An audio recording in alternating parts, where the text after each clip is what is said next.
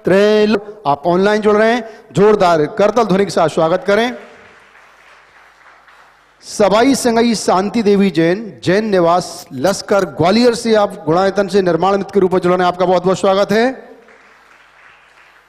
और आज निर्माण सारथी के रूप में शकुंतला जैन, धर्म पत्नी स्वर्गीय श्री राजकुमार जी जैन सपरिवार 18/33 शक्ति नगर दिल्ली से आप जुड़ रहे हैं, आपका भी बहुत बहुत स्वागत है। आज गुणायतन परिवार से सूत्रधार के रूप में श्री नवीन कुमार जैन, श्रीमती अलका जैन, अर्पित जैन, पल्लवी जैन, निखिल जैन, बेगम बाग मेरठ यूपी से जुड़ रहे हैं, आप पधारिए, आपका बहुत बहुत स्वागत है।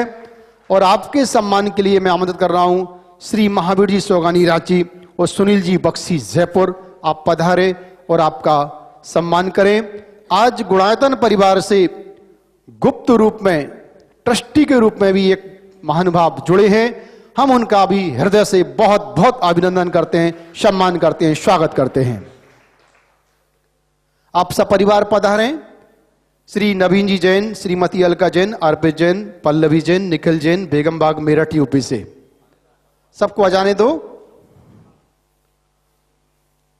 महावीर जपो अति वीर जपो, महावीर जपो अति वीर जपो, ये वीर नाम ही प्यारा है, जिस जिसने जपा उसने लिया, इस भव से तो किनारा है। धर्म स्नेही बंधुओं, एक सूचना,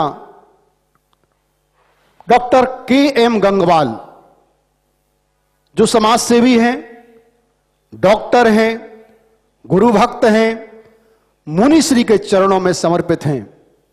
आपको याद होगा 14-15 तारीख को मैंने आपसे कहा था कि जिस डोर से तुम पतंग उड़ा रहे हो, वही डोर यदि किसी के जीवन की डोर छीन रही है तो इससे बड़ा कोई पाप नहीं। के.एम. गंगवाल, उस दिन दूसरे लोग पतंग उड़ाकर आनंद लेते हैं, लेकिन डॉक्टर के.एम. गंगवाल ने घायल पंछियों को बचाने के लिए एक एम्बुलेंस तैयार की और उस एम्बुलेंस से उनको जहां भी सूचना मिली वहां वहां जाकर उन्होंने घायल पक्षियों को बचाया, उनका उपचार किया। पराई पीर पर जिनके हृदय में करुणा का नीर बहता है, सच मानो उन्हीं के हृदय में महावीर रहता है। के.एम. गंगवाल साहब ने महाराज जी के चरणों में नमोस्तु किया है और मंगल आशीर्वाद मांगा है कि महाराज जी मुझे आशीर्वाद दें कि मैं भविष्य में भी ऐसे ही करुणा के कार्य करता रहूं, और देश के प्रख्यात पेपरों में उनके समाचार को प्रकाशित किया है, उसकी सराहना की है। मैं चाहूंगा महाराज जी मंगल आशीर्वाद प्रदान करें। महाराज जी ने गंगवाल साहब को मंगल आशीर्वाद दिया है और ये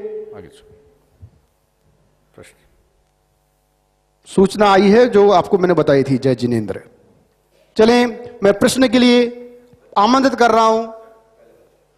सर्वप्रथम नन्हे मुन्ने बच्चे बड़ी प्रतीक्षा के साथ बैठे हैं, क्रम क्रम से एक एक बच्चे उठकर के यहां पर आएंगे। और सौरभ जी आज आप पहुंच जाएं बच्चों के साथ, और माइक बच्चों को आज सौरभ जी पकड़ाएंगे। हाँ, राहुल जी, उस तो सौरभ है भाई चेहरे पर राहुल के।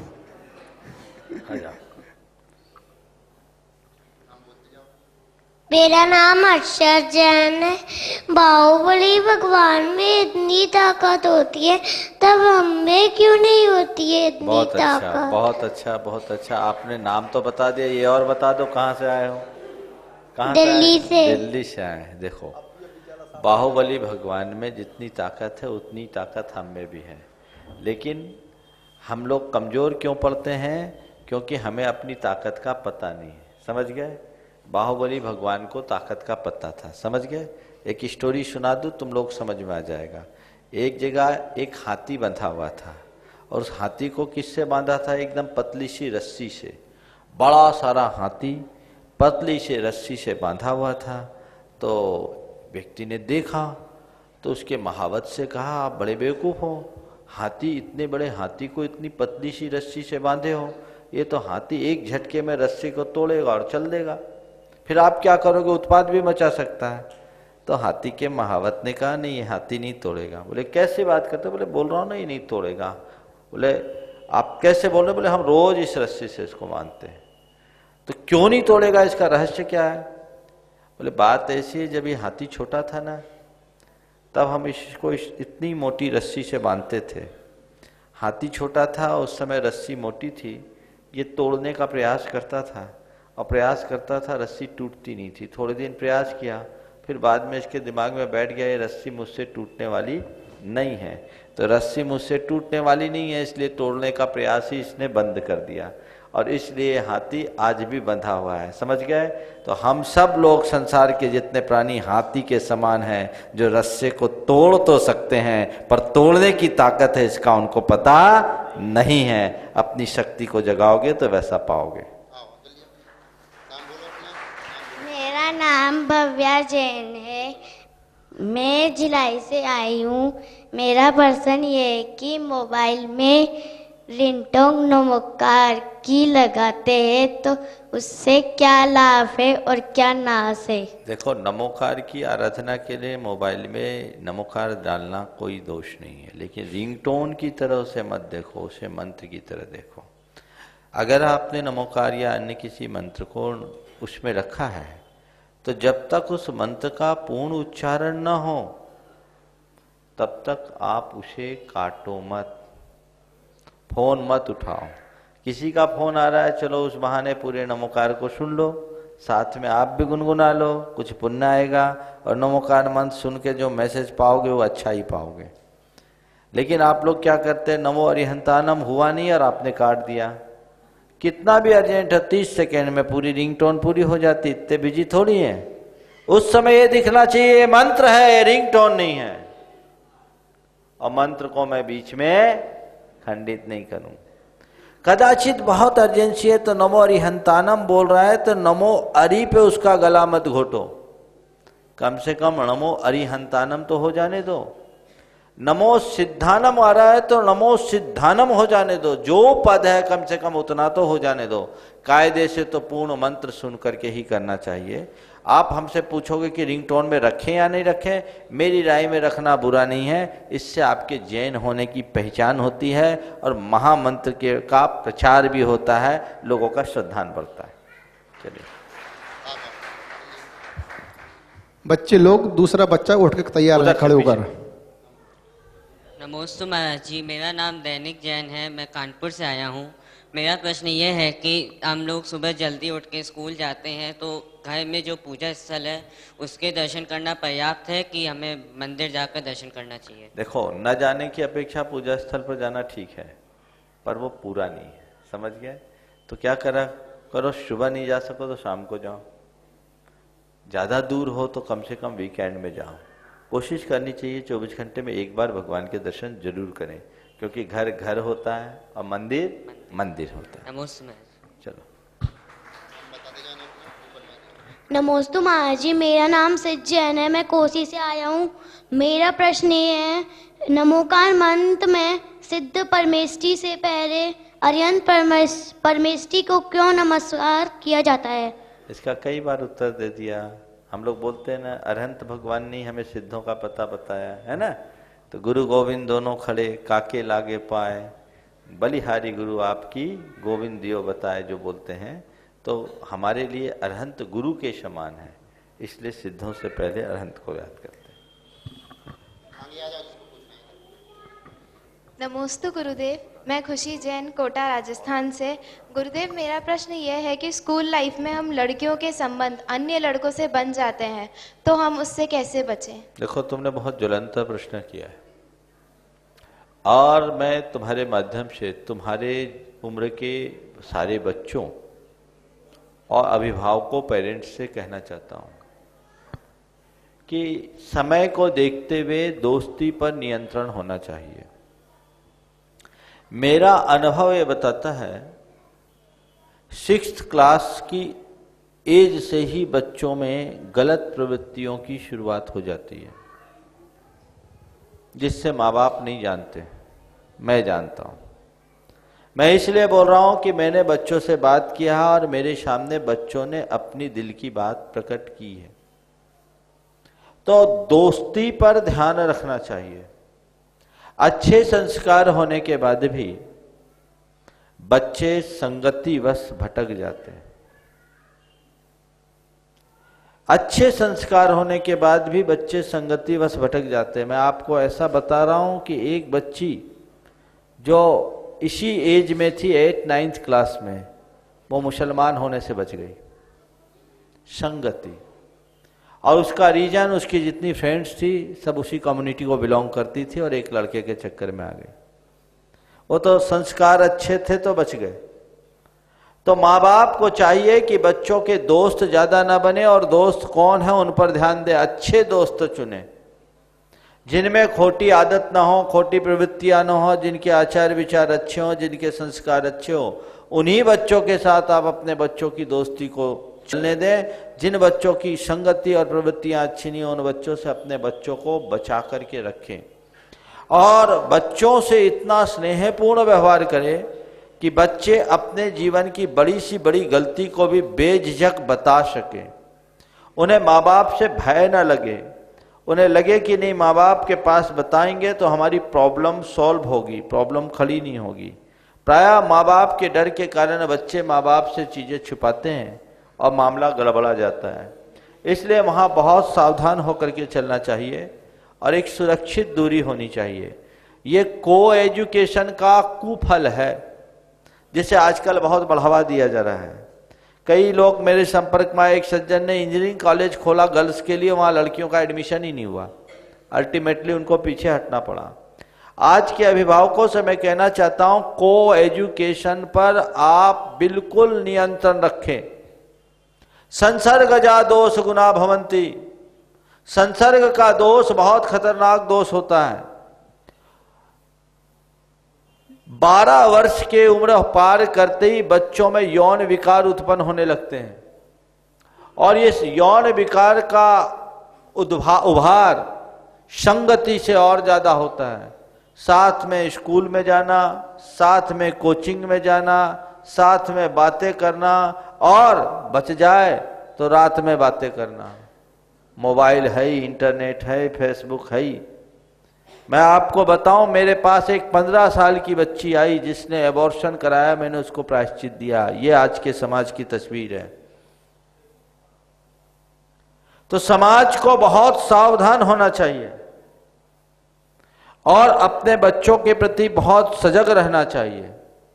और यहां तक कि 11-12 साल की उम्र हो जाने के बाद भाई बहन को भी एक साथ नहीं सुलाना चाहिए। और जिस तरह से आजकल बच्चे रात में एक दूसरे के साथ बातें करते हैं और मोबाइल उन्हें तन्हाई देता है, चाहिए कि बच्चों को भी वो रात में सोते समय ध्यान रखे कि वो कितना सोते हैं, कितनी बातें करते हैं। यदि इन सब बातों को ध्यान में नहीं रखेंगे तो इस भटकाव को कोई रोक नहीं सकता। महाविकृतियां प्रवेश कर रही है, रोंगटे खड़े करने वाली स्थितियां हैं और बच्चे इतने चतुर होते हैं कि माँ बाप को भी गुमराह कर देते हैं। उनको वास्तविकता का पता नहीं लगता और जब तक पता लगता है तब तक पानी सिर के ऊपर से निकल जाता है। तो वहाँ सावधानी रखनी चाहिए। कम से कम दोस्त रखो। आजकल ये चलन हो गया बॉयफ्रेंड गर्लफ्रेंड। फ्रेंड था, बॉय और गर्ल क्यों आ गया? ये बॉय और गर्ल शब्द आना ही कुछ दूसरी तरफ संकेत करता है और जिनके नहीं होते उनको आजकल लोग सोचते हैं बहुत बैकवर्ड है। यहां सावधानी रहना चाहिए। को एजुकेशन की प्रवृत्ति को जितनी जल्दी नियंत्रित किया जाएगा समाज का उतना भला होगा। हमारे परंपरा में, हमारी संस्कृति में जो पहले से रिस्ट्रिक्शंस लगाए गए थे, सीमाएं निर्धारित की गई थी, मर्यादाएं सुनिश्चित की गई थी, वो केवल इसीलिए की गई थी ताकि समाज सुरक्षित रहे। आज पश्चिमी सभ्यता के अंधानुकरण के कारण लोग इन सब बातों को दरकिनार करने लगे हैं और उसके दुष्परिणाम समाज के सामने आने लगे हैं। हो सकता है बहुत सारे लोगों को ऐसा मेरी बात सुनकर के लग रहा होगा कि महाराज जी क्या बोल रहे हैं, मेरी बातों से असहमति होगी, लेकिन मैं जो बोल रहा हूँ यथार्थ बोल रहा हूँ। अच्छे अच्छे जो लोग कहते हैं कि हमारे बच्चे बहुत संस्कारित हैं, उन परिवारों में भी मैंने ऐसी कथाएं देखी। संस्कार सब धरे रह जाते हैं संगति के आगे। इसलिए बच्चों के जितने संस्कार का आप ध्यान रखते हैं उतनी संगति का भी ध्यान रखें। हालांकि मैंने ये भी देखा है कि बच्चों के संस्कार निष्फल नहीं जाते, संस्कार अच्छे होते हैं और संगति के कारण भटकते हैं तो उन्हें सही मार्गदर्शन देकर वापस लौटाया भी जा सकता है, लेकिन संस्कारहीन को तो लौटा पाना बहुत मुश्किल होता है। इसलिए बहुत सावधानी रखने की जरूरत है, तभी समाज को संभाला जा सकेगा। मैं तुम्हें और तुम्हारे जैसे सारे बच्चों और बच्चियों से कहना चाहता हूँ, अपनी प्रवृत्तियों में ध्यान रखो। अभी मुझे मालूम पड़ा है कि स्कूल की पिकनिक का ट्रिप था और छोटे छोटे बच्चे पिकनिक के ट्रिप में भी गड़बड़ काम कर लिए। तो ये बहुत गलत प्रवृत्तियां हैं, इनसे सावधानी रखनी चाहिए। नमस्ते गुरुदेव। जो बच्चे पीछे बैठे हैं और यदि प्रश्न पूछना चाहते हैं तो आगे निकल करके आ जाएं, अपना स्थान ग्रहण करें। नमस्ते महाराज जी, मैं मुस्कान कोटा से आई हूँ। मेरा प्रश्न ये है कि सुना है प्रतिभा स्थली में संस्कार दिए जाते हैं, परंतु वहाँ से निकलने के पश्चात लड़कियाँ अपने संस्कार क्यों भूल जाती हैं? ऐसा तो नहीं है कि भूल जाती है। अगर भूल जाती है तो उसमें लड़की की भी कमजोरी है, उनके माँ बाप की भी कमजोरी है, उसकी संगति की भी कमजोरी है। मैंने अभी कहा संस्कार और संगति दोनों अलग अलग चीजें हैं। अच्छे संस्कार भी यदि ध्यान न दिया जाए तो कुसंगति के कारण बिगड़ जाते हैं। आप औरों की बात जाने दीजिए, हमारे आचार्य कुंद ने भी मुनियों तक के लिए लिखा है कि अच्छे मुनि का संग करो, अपने से श्रेष्ठ मुनि के संग में रहो। क्यों? जैसों के साथ रहोगे तुम्हारे भाव ऐसे हो जाएंगे। एक मुनि जो उच्च साधक होता है, उस मुनि के लिए भी अच्छी संगति रखने की बात कही, फिर तुम लोग किस खेत की मूली हो? तो ये जो भटकाव होता है ये संस्कार के अभाव में ही नहीं, संगति के प्रभाव में भी होता है। और दूसरा, मैंने ये देखा है, 2 दिन पहले भी मैंने बोला था कि ऐसे संस्थानों में बच्चे पढ़ के आते हैं तो माँ बाप को उनके संस्कार पुष्ट करना चाहिए, तो पुष्ट नहीं करते, संस्कारों को ध्वस्त करते हैं। वहाँ रहे, वहाँ कोई जमी कंद नहीं खाया, घर आए तो आलू प्याज ही खिलाया जाएगा, बेटा वहाँ तेरे को खाने नहीं मिलता, यहाँ खाओ। तो तुम संस्कार चाहते ही कहाँ हो? उनके हृदय में ग्लानि, पाप के प्रति संवेदना, प्राणी के प्रति निष्ठा, व्रतों के प्रति जब तक नहीं जगाए जाएंगे तब तक व्यक्ति का व्यक्तित्व मजबूत नहीं हो सकेगा। नमस्ते महाराज। जो बच्चे आ गए हैं कृपया निकल करके आ जाएं, संकोच न करें, उनको आने दें, बड़े लोग आगे भेजें बच्चों को। नमस्ते महाराज जी, मेरा नाम इतिशा जैन है, मैं कोसी कला से आई हूँ। मेरा प्रश्न यह है कि क्या नल में छन्ना लगाने पर पानी को जैन धर्म के हिसाब से शुद्ध माना जाएगा, क्योंकि वह छन्ना काफी दिनों तक लगा रहता है? देखो, छन्ना लगाने से जैन धर्म के अनुसार जो उसकी मूल भावना उसकी तो पूर्ति नहीं होगी, लेकिन फिर भी छन्ना लगाना चाहिए ताकि उससे आपके जैन होने की पहचान बनती है। और छन्ना को समय समय पर साफ करना चाहिए, बदल देना चाहिए और उसके पानी को ठीक रखना चाहिए। छन्ना लगाने का एक फायदा यह है कि नल के पानी में कई बार नाली का पानी आ जाता है, उससे बच जाएंगे। मैंने इसके बारे में पहले भी बताया था। डॉक्टर शंकर दयाल शर्मा जब भारत के उपराष्ट्रपति हुआ करते थे, 1985-86 की बात है, भिलाई के एक पंचकलानिक प्रतिष्ठा महोत्सव में वो सम्मिलित हुए। वहाँ उन्होंने अपने उद्बोधन में एक बहुत मार्के की बात कही। उनका जैन दर्शन पर बड़ी अच्छी पकड़ थी और गहरा अध्ययन था, और वे जैन धर्म के बारे में जब भी जैन मंचों पे आते थे बहुत विस्तार से बोलते थे। उन्होंने जैनों के पानी छानने के नियम को लेकर के अपना एक अनुभव बताया। उन्होंने कहा कि जब मैं मध्य प्रदेश का मुख्यमंत्री था, इंदौर शहर के एक कॉलोनी में एक विशेष प्रकार की बीमारी फैली। बीमारी ये थी कि परिवार में एक आदमी को बुखार आता और पूरा परिवार बिस्तर पकड़ लेता, सबको बुखार आता और पूरा का पूरा परिवार उससे जकड़ जाता। एक कॉलोनी विशेष तक इस बीमारी के सीमित रहने के कारण प्रशासन बहुत बेचैन था, और ये पाया गया कि इस कॉलोनी में जैन परिवारों में इस बीमारी के लक्षण कम है। जांच पड़ताल करने के बाद ये पता चला कि वहां जिस ओवरहेड टैंक से पानी आता था उस पानी में एक चिड़िया मरी हुई थी और उसमें कीड़े पड़ गए थे। वो विषाक्त पानी लोग पी रहे थे और जैनों में उसका प्रभाव कम केवल इसलिए पड़ा क्योंकि जैन लोग पानी छान करके पीते थे। ये उद्गार उन्होंने प्रकट की और ये उद्गार उनके ही शब्दों में वहां से प्रकाशित इस स्मारिका में छपी है। तो इससे समझ लो पानी छानने का महत्व क्या है। शीघ्रता से उठें बच्चे, उठ के तैयार रहें। अगले बच्चे खड़े रहें, वहीं पर खड़े हो जाएं। नमोस्तु महाराज जी, मेरा नाम परी जैन है, मैं श्री महावीर जी से हूँ। मेरा प्रश्न है कि कैसे लोगों से मित्रता करनी चाहिए, किन किन बातों को ध्यान रखें। बहुत अच्छा प्रश्न किया है इस बच्ची ने। देखो, तुम बच्चों के हिसाब से मित्रता की बात करता हूँ, बड़ों के हिसाब से भी करूँगा। हमारे यहाँ कहा है कि मित्रता उससे करो जिसका आचार विचार समान। क्या? कुलीनैः सह संपर्कः ज्ञातिभिश्च मित्रता पंडितैश्च सहम सार्थम कुर्वाणो नाव सीधति। कि कुलीन के साथ संपर्क, सजाति बंधुओं से मित्रता और पंडितिश्च कुर्वन मेलम पंडितैश्च मेलम कुर्वाणो नाव सीधति। उनसे मेल मिलाप, ज्ञानी जनों से। तुमने पूछा है कि मित्रता कैसे किससे करें।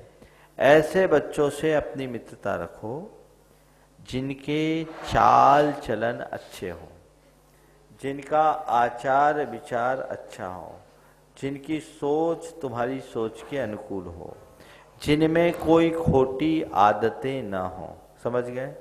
और जो हमेशा अच्छे कर्म करता हो, अच्छी बातों के लिए उत्साहित होता हो, अच्छी प्रेरणा देता हो, ऐसे बच्चों के साथ मित्रता करो। नमोस्तु महाराज जी, मेरा नाम पलक जैन है, मैं शांतिवीर नगर से आई हूँ। मेरा प्रश्न यह है कि पूजन में ऊनी वस्त्र पहनकर जाना उचित है? देखो, आजकल तो सिंथेटिक आते हैं, ऊनी वस्त्र को अवॉइड करना चाहिए, सिंथेटिक कपड़े पहन सकते हैं। चलो चलो जल्दी आओ।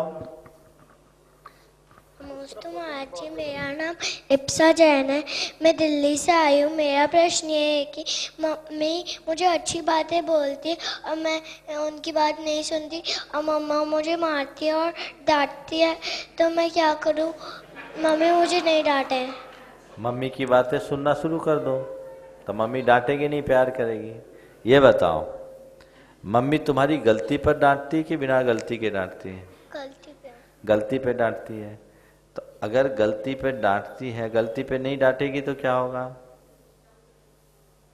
तुमको पता है, अगर मम्मी आपकी गलती पर आपको नहीं डांटेगी तो आपकी आदत खराब हो जाएगी ना। होगी कि नहीं होगी? बोलो, होगी ना। तो आदत खराब करना चाहती हो कि अच्छी बनाना चाहते हो? अच्छी बनाना चाहते हो तो सोचो, मम्मी मेरे अच्छे के लिए मुझे डांटती है। किसके लिए डांटती है? अच्छे।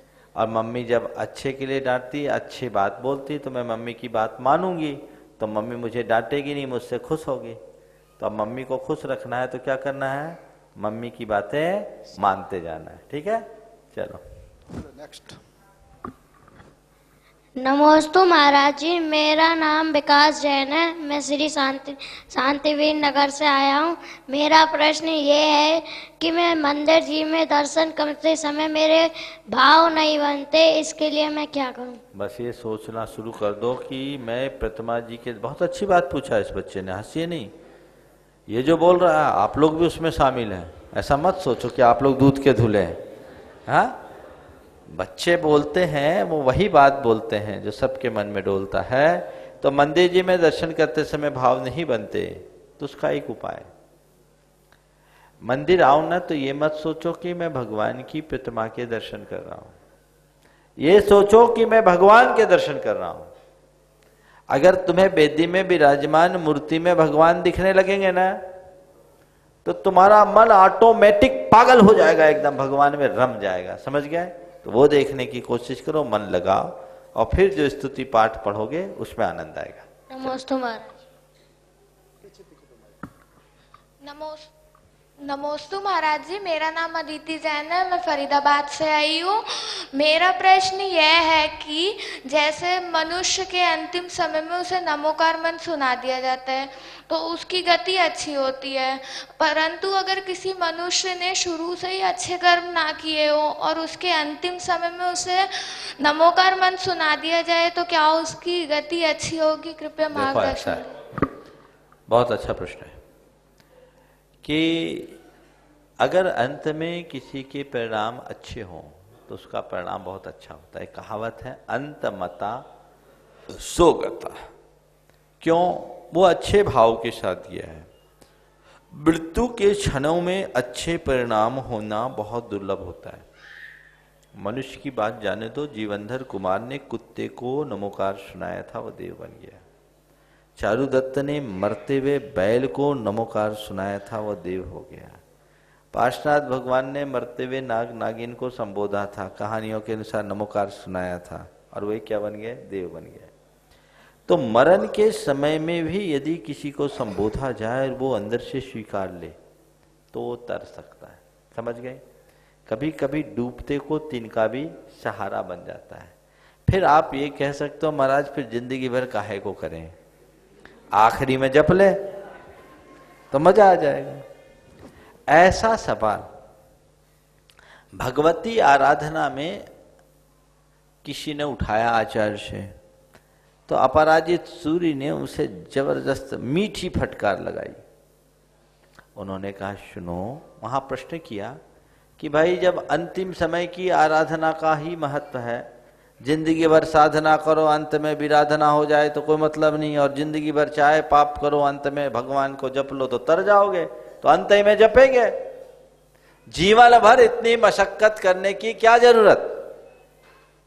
तो उन्होंने उसमें उत्तर दिया कि भैया ये तो ऐसा हुआ कि किसी अंधे व्यक्ति को, ध्यान से सुनना, किसी अंधे व्यक्ति को दिल्ली के कनॉट प्लेस जैसी जगह पर दिन के 12 बजे खजाना मिल जाए।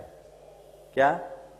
किसी अंधे व्यक्ति को दिल्ली के कनॉट प्लेस जैसी जगह पे दिन के 12 बजे खजाना मिल जाए, तो ये देखकर कोई व्यक्ति, ऐसा पॉसिबल है, इम्पॉसिबल नहीं है, है ना, लेकिन बहुत रेयर।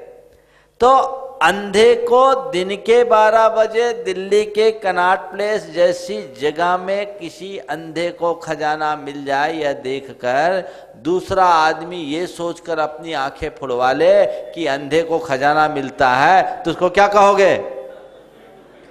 क्या बोलोगे? हाँ बोलो तो, क्या बोलोगे? जोर से बोलो, हम भी सुने। क्या बोलोगे? मूर्ख। जोर से तो बोलो एक साथ सब। क्या? हाँ पीछे वाले बोलो थोड़ा सा। मूर्ख। मूर्ख नहीं, वो मूर्ख शिरोमणि होगा। समझ गए? ऐसी मूर्खता नहीं करना। चलिए। नमोस्तु महाराज जी। नमोस्तु महाराज जी, मैं आयुषी जैन दिल्ली से। महाराज जी तब सुबह मैं मंदिर जाती हूँ तो वहाँ पे मम्मी होती है, तो मैं दर्शन जल्दी कर लेती हूँ कि मेरे को मम्मी साथ वापस आना है। तो ऐसा क्यों? सुबह तब मैं मंदिर दर्शन करने जाती हूँ तो वहाँ पे मम्मी पूजा कर रही होती है। अगर मम्मी की पूजा का समापन हो जाता है तो मैं मम्मी साथ वापस आ जाती हूँ, नहीं होता तो जिनवानी जी कर लेती हूँ। मुझे मम्मी साथ आने की जल्दी क्यों होती है? मम्मी से अब कह दो तुम थोड़ा सा लेट आया करो, हिसाब बराबर हो जाएगा। ये आकुलता है। चलो आप उठ गए, जल्दी आइए। और जो बच्चे आना चाहते निकल कर आ जाएं। नमस्ते महाराज जी, मेरा नाम जानवी जैन है, मैं खांदू कॉलोनी बांसवाड़ा से आई हूँ।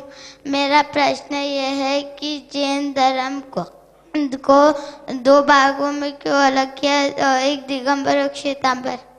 अलग किया नहीं गया, अलग हो गया। अलग इसलिए हो गया कि दोनों के अनुयायी अलग अलग थे, बीच में नहीं, दोनों अलग अलग थे, इसलिए ऐसा हो गया। अलग अलग हो गए क्यों? दोनों के आचार विचार व्यवहार में अंतर आ गया। भगवान महावीर ने जो उपदेश दिया था वो तो एक निर्गुण धर्म का उपदेश दिया था, जो वीतराग धर्म था सब दिगंबर थे। अकाल के प्रभाव से ये एक ऐसी नई परंपरा विकसित हुई। मैंने बहुत पहले बताया है, आज पूरा डिटेल बता दूं क्या? चलो, बच्चों ने प्रश्न पूछा है तो ये सबकी जानकारी में आना चाहिए, थोड़ा सा समय लगेगा लेकिन बता देता हूँ। देखो, भगवान महावीर तक संपूर्ण जैन धर्म एक था। भगवान महावीर के बाद 3 केवली हुए, गौतम स्वामी, सुधर्मा स्वामी और जम्बू स्वामी। इनका कार्यकाल 63 वर्षों का रहा। इसमें भी संपूर्ण जैन संघ एक था। इसके बाद 5 श्रुत केवली हुए, विष्णु मित्र, अपराजित, नंदी मित्र, गोवर्धन और भद्रबाहु। इनका पूरा काल 100 वर्षों का था। यहाँ तक पूरा जैन संघ एक था, सभी निर्गंथ थे, दिगंबर थे। उस समय दिगंबर श्वेतांबर शब्द का चलन नहीं था, निर्गंथ कहलाते थे, रहते दिगंबर थे। इसके पर्याप्त प्रमाण मिलते हैं। अंतिम केवली, शुद्ध केवली भद्रबाहु के काल में संपूर्ण मगध में, उत्तर भारत मगध के अंतर्गत आता था, वहां 12 वर्षीय भयानक अकाल पड़ा। भद्रबाहु महाराज ने अपने निमित्त ज्ञान के बल पर यह जान लिया कि आने वाले दिनों में इतना भीषण अकाल होगा कि यहां हमारी चर्या पलना मुश्किल है, असंभव सी है। उन्होंने अपने सारे संघ को आदेश दिया कि ये धरती हमारी चर्या के अनुकूल नहीं है, हम लोगों को यहाँ से दक्षिण भारत की ओर प्रस्थान कर देना चाहिए। नमस्ते महाराज जी। पूरा सुनो। ये बच्चे हैं, बच्चे केवल पूछने के लिए पूछते, उत्तर से मतलब नहीं है। उत्तर से मतलब है कि नहीं? हाँ, तो ध्यान से सुनो। तो संपूर्ण संघ आचार्य भद्रबाहु की आज्ञा का पालन करते हुए दक्षिण भारत की ओर प्रस्थान कर गया। लेकिन जब आचार्य महाराज ने ऐसी आज्ञा दी तो यहाँ के श्रावकों में हड़कंप मच गया। महाराज, आप चले जाओगे तो हमारा क्या होगा? आप चिंता न करें, हमारे कोठों में इतना अनाज है कि 12 क्या 24 साल तक भी अकाल पड़े तो हम निभा लेंगे। तो उन दिनों एक स्थूल भद्र करके मुनि थे, उनके नेतृत्व में मुनियों का एक भाग यहीं रुक गया और बहुभाग दक्षिण भारत में चला गया। वहां उनकी चर्या चलते रही। सम्राट चंद्रगुप्त भी उनके साथ दीक्षित होकर के दक्षिण भारत में चला गया। आचार्य भद्रबाहु ने कटवाप्र पहाड़ी, जहां श्रवण बेलगोल है, वहां की गुफा में अपनी साधना की, संलेखना ली और संपूर्ण संघ दक्षिण भारत में भ्रमण करता रहा। इधर उत्तर भारत में स्थिति थोड़ी खराब हो गई। दिनों दिन स्थिति भयावह हो गई, इतनी भयानक हो गई कि लोगों का खाया हुआ अनाज भी लोग निकाल करके खाने लगे, लूटपाट होने लगी। उस समय फिर मुनियों की, जैसे आज हम लोग चर्या करते हैं, वैसी चर्या करना मुश्किल हो गया। तो मुनि लोग रात में जाकर के भोजन लाने लगे और दिन में जाकर के खाने लगे। उनको पात्र रखना पड़ा। अब रात्रि में दिगंबर मुद्रा में जाने आने में दिक्कत होती थी, तो फिर उनके लिए क्या किया जाए? तो जब वो रात में आते थे तो अपने सामने एक वस्त्र खंड रख लेते थे। कुत्ते वगैरह भौंके नहीं तो अपने साथ डंडा रखने लगे और एकांत में खाने लगे। सुकाल आया, मुनि लोग यहाँ आए, इनसे बोला कि भैया ये गलत है, ये मार्ग नहीं है। तो आपस में मतभेद हो गया और एक बात कह दी गई कि भगवान महावीर ने दोनों प्रकार के धर्म का उपदेश दिया था, एक सचेल धर्म और दूसरा अचेल धर्म। सचेल यानी सवस्त्र और अचेल यानी निर्वस्त्र मुक्ति। दोनों प्रकार के धर्म का उपदेश दिया था। और अब जिन कल्प का लोप हो गया है जम्बू स्वामी के बाद, अब इसलिए सचेल धर्म ही चलेगा। इस प्रकार से वे स्थूलभद्र के नेतृत्व में वे एक वर्ग था जो अपने आप को अलग कर दिया।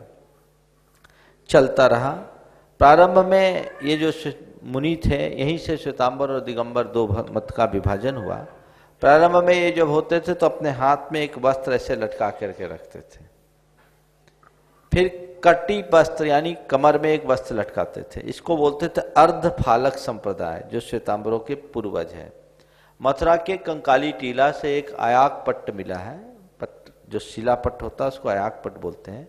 उसमें एक ऐसे मुनि की तस्वीर अंकित है जिसने अपने सामने के भाग को एक वस्त्र खंड से ढांक रखा है। फिर कमर पर बांधा जाने लगा और आगे चल करके पूरे वस्त्र पात्र आदि धारण करने लगे। और धीरे धीरे धीरे धीरे कुछ सालों में ये निर्गंथ संघ दो भागों में विभक्त हो गया, एक दिगंबर और दूसरा श्वेतांबर। नमस्ते महाराज। चलिए, मैं इसमें एक बात कहना चाहता हूँ, मूलतः दिगंबर हो या श्वेतांबर, हमारे सिद्धांत में कोई खास अंतर नहीं है। जो भी अंतर है वो आचारगत अंतर है, और उस आचारगत अंतर के कारण ही दिगंबर और श्वेतांबरों में अंतर आया। जो अंतर है उसमें मुख्य ऐसे देखा जाए 12-13 अंतर है, कुछ खास का उल्लेख करता हूँ।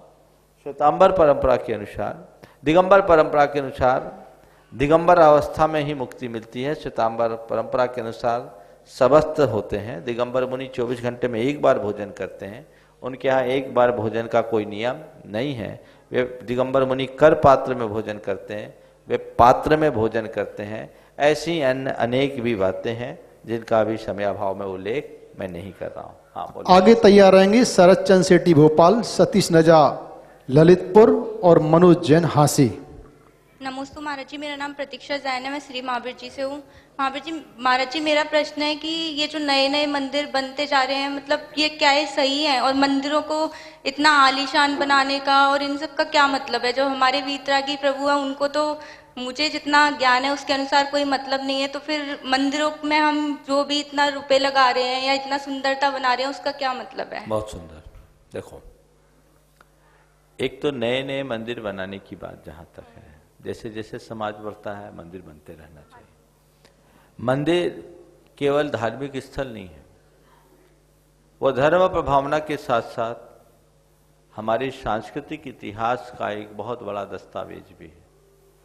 मंदिर एक ऐसा स्थल है जिसके माध्यम से हम अपनी संस्कृति को युग युगांतरों तक बढ़ा सकते हैं। आज हमारा जो इतिहास लिखा गया मंदिरों के बल पर, तो हर काल में अगर मंदिरों का निर्माण होता रहेगा तो आने वाले इतिहास में ये बात प्रमाणित होती रहेगी कि इस युग में जैन धर्म फलता फूलता था।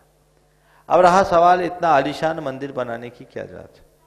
मैं आपको एक सवाल करता हूँ, एक छोटे से कमरे में जो मंदिर होता है वहां जाके आप दर्शन करते हो, वहां के भाव, और महावीर जी के मंदिर में आकर के इतने भव्य मंदिर में दर्शन करते हो वहां के भाव में क्या एक रूपता होती है? हाँ होती है, लेकिन महाराज जी वही है ना कि मुझे जितना लगता है कि मंदिर फिर एक टूरिस्ट प्लेस की तरह हो गया ना, हम देखने मंदिर मेरी बात सुनो। हाँ। मंदिर में जब मंदिर के शिल्प के अनुरूप निर्माण होता है तो वहां की रिद्धि सिद्धि अलग होती है, और एक छोटे से कमरे में भगवान को विराजमान कर देने से वहां की रिद्धि सिद्धि अलग होती है। वहां की कॉस्मिक पावर में अंतर आ जाता है। इसलिए मंदिर को मंदिर की तरह बनाना चाहिए, मंदिर के शिल्प के अनुरूप बनाना चाहिए। अब आप ये कह सकते हो ठीक है शिल्प के अनुरूप बना दे, इतनी कार्विंग और ये सब चीजें क्यों? वो इसलिए क्योंकि उन्हीं के माध्यम से हम अपने एक एक पत्थर में अपनी संस्कृति का अंकन कर सकते हैं। कदाचित काल के प्रभाव से मंदिर टुकड़े टुकड़े में भी बदल जाए तो उसके पत्थर के एक एक पत्थर इस बात के गीत गाएंगे कि ये अमुक काल में बना हुआ दिगंबर मंदिर है, ये जैन मंदिर है, और उसी के हिसाब से इतिहास लिखा जाएगा जो आज लिखा गया। यदि उनका अंकन न किया जाए तो काम नहीं होगा, आकर्षण होना चाहिए। मैंने एक बार गुरुदेव से पूछा, खजुराहों के मंदिर में जो प्लेट्स बने हुए हैं वो अश्लील हैं। मैंने पूछा कि वीतराग भगवान के मंदिर में इस तरह के ये काम मुद्राएं क्यों? तो गुरुदेव ने बात कही, ये इस बात को बताने के लिए है कि राग है, भीतर का बीत राग ही उपादेय है, इसलिए राग से बीत राग की ओर बढ़ने के लिए भी ये सब चीजें बनाई जाती है। बहुत सारे टूरिस्ट भी इसको देख करके अपना हृदय परिवर्तित करते हैं, समझ गए कि ये अशांति है और ये शांति है, ये संसार है और ये मोक्ष है, यहाँ दुख है यहाँ सुख है, यहाँ विषाद है यहाँ आनंद है। ये बाइफर्केशन इसी के माध्यम से होता है। चलो श्री शरद चंद्र सेठी भोपाल। हाँ बोले, अभी है टाइम। नमोस्तु महाराज, मैं शरद चंद्र सेठी भोपाल से। महाराज, अपने पुराणों में रिद्धिधारी मुनियों का वर्णन आता है। हाँ। रिद्धि शब्द का क्या अर्थ है? और मेरा प्रश्न ये है कि इस काल में रिद्धिधारी मुनि हो सकते हैं क्या या होते नहीं? देखो, तपोबल से प्राप्त चमत्कारिक शक्तियों को रिद्धि बोलते हैं। रिद्धि वो है जो स्वयं प्राप्त होती है और सिद्धि वह है जिसे किया जाता है। हमारे यहाँ से मूलभूत जो 8 प्रकार की रिद्धियाँ हैं, जिनके 64 भेद होते हैं, वो रिद्धि इस काल में नहीं होती। बाकी छोटी मोटी सिद्धियाँ हो सकती। सतीश जी नेजा, ललितपुर। नमस्ते महाराज जी। महाराज जी, हमारा प्रश्न ये है कि बुंदेलखंड क्षेत्र में और उससे लगे हुए क्षेत्र में बड़े संपन्न मंदिर हैं और समोसरण हैं, लेकिन वहां पूजा करने वाले नहीं हैं। तो उस स्थिति में हम लोगों का क्या दायित्व है कि मंदिर का संरक्षण हो और हमारे समोसरण का भी संरक्षण हो? केवल बुंदेलखंड की बात नहीं, पूरे देश की बात है। ये पुराने लोग मंदिर बनाते थे, वो इस बात का द्योतक है कि पुराने लोगों के भाव बहुत संपन्न थे और उस युग में गाँव में लोगों का निर्वाह बहुत अच्छे से होता था। लोग पैसा बचाते थे और धर्म में लगाते थे। अभी मैं जयपुर और जयपुर के आसपास में दर्शन किया, देखा लोगों ने मंदिर बनाया। जयपुर में एक 24 नाथ का मंदिर है। मैंने सुना तो मुझे बड़ा अच्छा लगा और आश्चर्य भी हुआ। 24 महाराज का मंदिर कैसे बना कि दिल्ली के एक जोहरी थे, उनका मुनीम जयपुर आकर कारोबार करता था। 2 साल तक उसने कोई हिसाब मालिक के पास नहीं भेजा। 2-3 साल बाद जब मालिक आया, मुनीम से पूछा, भैया हिसाब कहाँ है? आकर के मंदिर दिखाया, बोले ये 3 साल का मुनाफा आपका है, मैंने मंदिर बना लिया। और उसने उसके छाती से लगा ली, ये सोच थी। तो ये मंदिर तभी बनता है जब मन में मंदिर बनता है। और लोगों ने मंदिर बनाया क्योंकि मंदिर एक ऐसा आयतन है जिसके निर्माण से केवल पुण्य होता है। तुम घर बनाओगे वहाँ पाप होगा, तुम करोगे जो रहेगा वो पाप करेगा। लेकिन मंदिर एकमात्र ऐसा आयतन है जिसका यदि निर्माण किया तो जब तक वो है तब तक केवल पूजा अर्चा होगी, केवल पुण्य का कार्य होगा। ये पुण्य का आयतन है, इसी भाव से लोग मंदिर बनाते हैं। अब व्यवस्थाएं क्यों बिगड़ी? शहरीकरण तेजी से हो रहा है, गांव में लोगों का निर्वाह कठिन होने लगा, इंफ्रास्ट्रक्चर कमजोर हो गया है, लोग गांव से शहर की ओर बढ़ रहे हैं और भगवान को भगवान भरोसे छोड़ रहे हैं। ये गड़बड़ है। होना ये चाहिए कि आप अपने आप को स्थानांतरित कर दे, कोई दोष नहीं, समय काल की परिस्थिति अनुरूप जाना ही पड़ता है। लेकिन कम से कम भगवान की सेवा पूजा का इंतजाम बना के रखें। जितने लोग अपने गांव से जुड़े हुए हैं, गांव के मंदिरों में तिथियां निश्चित कर दें। 10, 20, 25, 50 किलोमीटर है, मैं महीने में एक बार जाएंगे। वहां आदमी नियुक्त कर दे जो भगवान की पूजा अर्चा करे, और ऐसा बीच बीच में आयोजन करते रहे जिसमें अपने सारे परिवार और परिजन के लोग एकत्रित हो और उस तरीके से कार्य करते रहे, तो ये अच्छा रहेगा। हमारा नाम मंदिर बनाने वालों में होना चाहिए, मंदिर मिटाने वालों में नहीं। जैन पंचायत समिति की नमस्तु महाराज जी। देवोदय गौशाला समिति की नमस्तु। मुकेश जैन हांसी, पुण्य उदय तीर्थ। नमस्ते गुरुवर।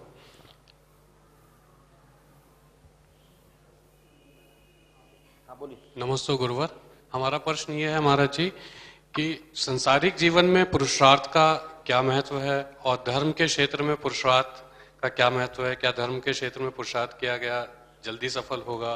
देखो, आप यहाँ आए हो पुरुषार्थ पूर्वक आए कि अपने आप आए? पुरुषार्थ पूर्वक आए। अगर आपने पुरुषार्थ नहीं किया होता तो बच्चों के दिन में आज आपका नंबर नहीं लगा होता। ये पुरुषार्थ का फल है, समझ गए?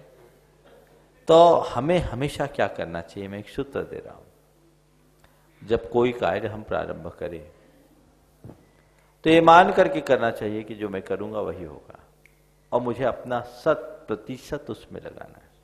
पुरुषार्थी बन करके करो, प्रबल पुरुषार्थी बन करके करो। लेकिन खूब प्रयास करने के बाद भी यदि परिणाम अनुकूल ना है, तब सोचो शायद मेरा भाग ही ऐसा था, ताकि मन अस्थिर ना हो सके। ठीक है महर्षि, ये हमारा पुरुषार्थ पंचकल्य के लिए ही हमेशा आगे। महर्षि, कुछ प्रामाणिक ऐप पर ऑनलाइन प्रश्न प्राप्त हुए हैं। तुभ्यम गंगवाल गया जी बिहार से पूछते हैं कि महाराज जी भगवान के आगे यंत्र जी क्यों रखते हैं? देखिए, यंत्र जी मंदिर में रखना चाहिए, लेकिन भगवान के आगे रखने का कोई विधान नहीं है। बड़ा अटपटा लगता है जब लोग भगवान को यंत्र का टेका बना देते हैं। यंत्र तो लिटा के भी रख सकते हैं, अलग सिंहासनों में भी रख सकते हैं। यंत्र है क्या? एक विशेष प्रकार के आरेखन है जो दिव्य शक्तियों के आह्वान के लिए तैयार किया जाता है। तो वो यंत्र को यंत्र की भांति रखें, भगवान से सटाकर, भगवान से टिकाकर न रखें। कई जगह देखा यंत्र को पीछे भामंडल की तरह रख देते हैं, कई जगह भगवान से टिकाकर रख देते हैं, ये उचित नहीं। आगे नमी गंगवाल गया जी बिहार से लता जी के परिवार से पूछते हैं, महाराज जी मंदिर जाने की बहुत इच्छा रखता हूं लेकिन मैं जा नहीं पाता हूं। महाराज जी मंदिर किस लिए जाना चाहिए? देखो, मंदिर इसलिए जाना चाहिए कि मंदिर जाने से हमारा मन पवित्र होता है, भगवान से हमारा लगाव जुड़ा रहता है और हमें हमारे जैन होने का बोध बना रहता है। इसलिए मंदिर जरूर जाना चाहिए। इच्छा होती है और नहीं जा पाते, इसका मतलब प्रमाद है। सुबह नहीं जा पाओ, शाम को जाओ, पर जरूर जाओ। महाराज जी दिनेश जी पापड़ीवाल जयपुर से पूछ रहे हैं, शिरोमणि सक्षर गुणायतन। महाराज जी मेरा प्रश्न ये है कि श्री जी का अभिषेक करते समय भगवान को अभिषेक पीठ पर कितनी देर विराजमान रख सकते हैं? जितनी देर अभिषेक करने वाले हो, अभिषेक पूरा हो और उसके बाद अभिषेक समापन का अर्घ चढ़ाओ, भगवान को विधि पूर्वक प्रक्षाल करके विराजमान कर दो। आप लोगों की दशा कैसी बताऊं? सैलून में जब जाते हैं ना आप लोग कभी कभी, और सैलून में गए और वहाँ भीड़ हुई, तो सैलून वाला कई बार क्या करता है, आपके यहाँ साबुन लगा देता है गाल में और पेपर पकड़ा देता है, साहब पेपर पकड़ो हम अभी आते हैं, और 8-10 को निपटा देता है। ऐसे ही आप लोग भगवान को पांडुक शिला में बिठा दिए। अब भगवान विराजे हैं, 6 बजे विराजे हैं और 9 बजे से 9 बजे 10 बजे तक विराजमान है। आप आएंगे तो करेंगे। अरे सबके लिए टाइम मिलाते हो, अभिषेक के लिए टाइम क्यों नहीं मिलाते? तुम ट्रेन टाइम पर पकड़ोगे, प्लेन टाइम पर पकड़ोगे, पिक्चर टाइम पर जाओगे, और भगवान वो तो बैठे हैं, चाहे जब मिल जाएंगे। सबसे सस्ते भगवान है। ये निष्ठा की कमी है। हर जगह अभिषेक का एक निश्चित टाइम होना चाहिए। उस समय में अभिषेक करोगे तो तुम्हारी वो अभिषेक की क्रिया केवल क्रिया नहीं होगी, अभिषेक महोत्सव बन जाएगा और उसका जो आनंद आएगा वो अद्भुत होगा, उसका पुण्य भी विशेष होगा, क्योंकि वो तुम्हारी प्राथमिकता की सूची में ऊपर चला जाएगा। आगे महाराज जी धर्म श्राविका श्रीमती सुशीला जी पाटनी किशनगढ़ से पूछ रही हैं, मेरा प्रश्न है कि कुछ लोग धार्मिक क्षेत्र में बड़े बड़े पद पर बैठे हैं लेकिन उन्हें धर्म से, धार्मिक कार्यों से एवं साधु संतों से कोई मतलब नहीं है, ना ही खुद वे कुछ करते हैं, ना ही समाज के लोग कुछ करने देते हैं। क्या ऐसे लोगों को धर्म के उच्च पद पर बैठना चाहिए? अगर बैठे हैं तो ऐसे व्यक्तियों को क्या करना चाहिए? कृपया मार्गदर्शन करें। देखिए, धर्म का धर्मायतन जो भी है वो किसी की जागीर नहीं है, वो आस्था का केंद्र है, श्रद्धा का अधिष्ठान है, और हमें उसी भाव से उन सब कार्यों को संपन्न करना चाहिए। और वहाँ जाने के बाद पद का दायित्व मिला है तो आपकी कोशिश होनी चाहिए कि यथाशक्ति यथाशक्ति धार्मिक क्रियाएं आप करें, और जो करते हैं उनको करने का अवसर दें। जब तक आप खुद धार्मिक क्रियाओं को नहीं समझेंगे तो दूसरों को क्या करने देंगे। मैं एक जगह की बात कहता हूँ, एक जगह मंदिर का अध्यक्ष एक ऐसा आदमी बन गया जो कभी मंदिर ही नहीं जाता था। अब मंदिर का अध्यक्ष तो बन गया, संपन्न परिवार था और नेता था, अध्यक्ष बन गया। अब उसको आपको सुनकर के हंसी आएगी कि मंदिर में पुजारी को सूतक लग गया। तो किसी ने बोला, भाई आज पुजारी को सूतक लग गया, भगवान की पूजा कौन करेगा? बोले माली को बोल दो। अब उसको इतना अकल नहीं है कि पुजारी के अब्सेंस में पूजा करना है, माली का काम क्या है। अब जहां ऐसे लोग समाज के मुखिया हो जाएंगे, धर्मायतनों के कर्णधार बन जाएंगे, तो धर्म का बंटाधार तो होगा ही होगा। मैं आप सबसे कहना चाहता हूं, अगर तुम्हारे अंदर धर्म की समझ है तभी धर्मायतनों का सदस्य बनना। अगर सदस्य नहीं है तो ऐसी जिम्मेदारी कभी जीवन में मत लेना और ऐसा कोई कृत्य मत कर देना। ध्यान रखना, जिन पूजन में बाधा डालने से तीव्र अंतराय कर्म का बंध होता है, ऐसा अंतराय जो 7 जन्म तक दारिद्र्य उत्पन्न करता है। कभी ऐसा काम मत करना। अभी अनुकूलताएं समझ में नहीं आती, लेकिन जब कर्म फलेगा तो न जाने कितने भावों तक भोगने को मजबूर होना पड़ेगा। श्री महावीर जी पाटौदी आसाम डिब्रूगढ़ से एक ज्वलंत समस्या की ओर ध्यान खींच रहे हैं। मेरे शहर के जैन मंदिर में लगभग 75 घर के समाज के लोग जुड़े हैं, लेकिन 75 में से 5 घर के लोग भी मंदिर नहीं आते। मंदिर में भगवान महावीर की मनोहारी प्रतिमा है, जिनके दर्शन करके एक अलग ही अनुभूति प्राप्त होती है। ऐसा क्या करें कि समाज के लोग मंदिर में आने लगें? बढ़िया, मंदिर में कोई अतिशय प्रकट कर दो, लोगों की लाइन लग जाएगी। श्री दीपक जी सेठी अपने प्रश्न के साथ पधारें।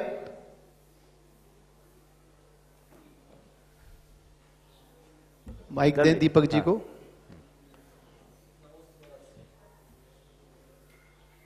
नमोस्तु महाराज श्री। महाराज श्री, पंथ के बीच में इतना विभाजन क्यों? आज पूरे भारतवर्ष में जैनियों का पॉपुलेशन 0.6 to 0.7% है। हमें पूरे जैन धर्म की एकता के लिए क्या प्रयास करना चाहिए? देखो, पंथ एक नहीं होंगे, पंथी को एक करना चाहिए। पंथी को एक किया जा सकता है, पंथी एक हुए भी हैं, और उसी लाइन में चलना चाहिए जिस लाइन में धर्म बचाओ आंदोलन के टाइम में समाज चली। और यदि उस लाइन का अनुकरण करते हैं तो समाज की फिजा परिवर्तित होगी। प्रमाणिक पिला रहा घर घर में शिव द्वार, मुनि प्रमाण उपदेश सुनो, सुनो जैन धर्म का सार। जैन जगत के समाचार और जैन एकता हार। डाउनलोड सब ऐप करो, पाओ धर्म का सार। धर्म मित्रों, प्रमाणिक ऐप एक समग्र धर्म का स्वरूप लेकर आपके बीच में उपस्थित है।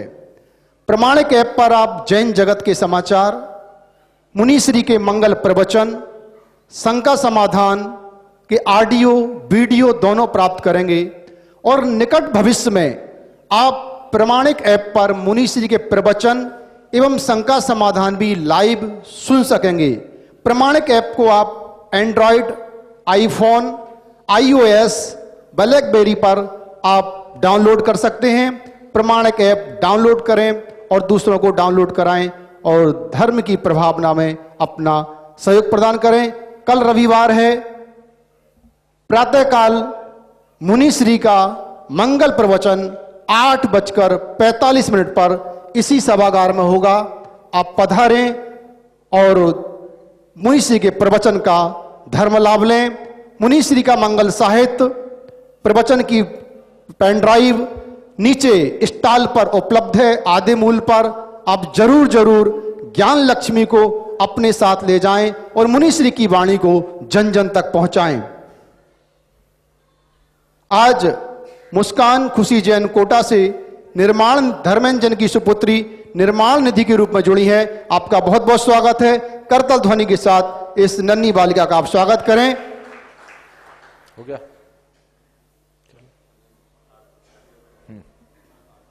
चलें, आरती के लिए श्री राहुल जी शास्त्री।